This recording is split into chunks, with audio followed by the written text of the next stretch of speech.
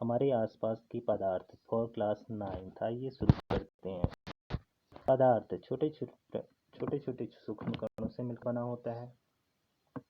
पदार्थ की यदि हम भौतिक गुणों की बात करें तो पदार्थ बहुत छोटे छोटे सूक्ष्म कणों से मिलकर बना होता है।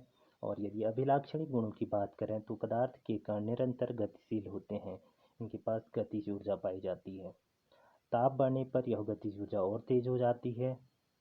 और अगला पॉइंट देखें इसका, तो पदार्थ के कणों के बीच रिक्त स्थान पाया जाता है। पदार्थ के कण एक दूसरे को आकर्षित करते हैं।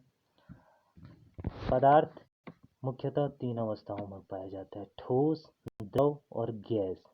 ठोस सॉलिड, द्रव लिक्विड, गैस।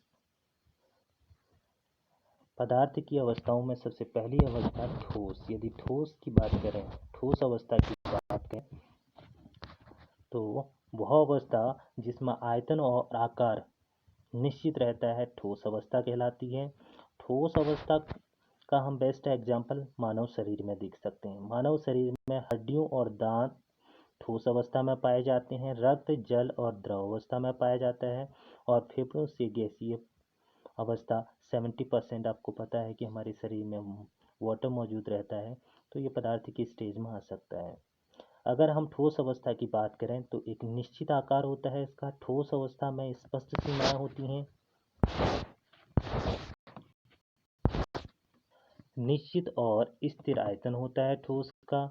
और ठोस संपिंडता नगण्य होती है और ये दृढ़ होते हैं, कठोर होते हैं। फॉर एग्जाम्पल के लिए आप बेंच ले सकते हैं, टेबल ले सकते हैं, दीवार, इसमें बहुत सारी चीज़ें आप ठोस पदार्थ इसमें ले सकते हैं। एलिमेंट्स भी इसमें आप ऐड कर सकते हैं। आइए बात करते हैं द्रव अवस्था की।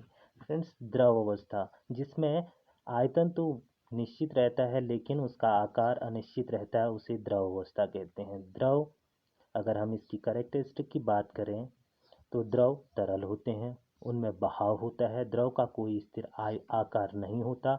यह किसी भी बर्तन में रखा जाता है। चाहे आप पानी लेंगे तो उसे किसी भी बर्तन में रखेंगे, वो उसी बर्तन का शेप ले लेता है। द्रव में बहुत कम संपीड़न पाया जाता है। इसके अतिरिक्त द्रव के कणों का आकर्षण बल उनका आयतन निश्चित रखता है। आइए बात करें गैसीय अवस्था की। पदार्थ की वह अवस्था जिसमें आयतन और आकार दोनों अनिश्चित रहते हैं, उसे हम गैसीय अवस्था कहते हैं। गैसीय अवस्था में आप अगरबत्ती का एग्जाम्पल ले सकते हैं, फॉग का एग्जाम्पल ले सकते हैं, धुएं का एग्जाम्पल ले सकते हैं। इसमें गैसों में बहाव होता है, संपीड़न सबसे अधिक होता है। एक कमरे में आप धूप जलाते हैं तो पूरी जगह फैल जाता है। गैसों में कोई निश्चित आकार नहीं होता, गैसों में कोई निश्चित आयतन नहीं होता। तो इस प्रकार गैस में हम विभिन्न चीज़ों को ऐड कर सकते हैं।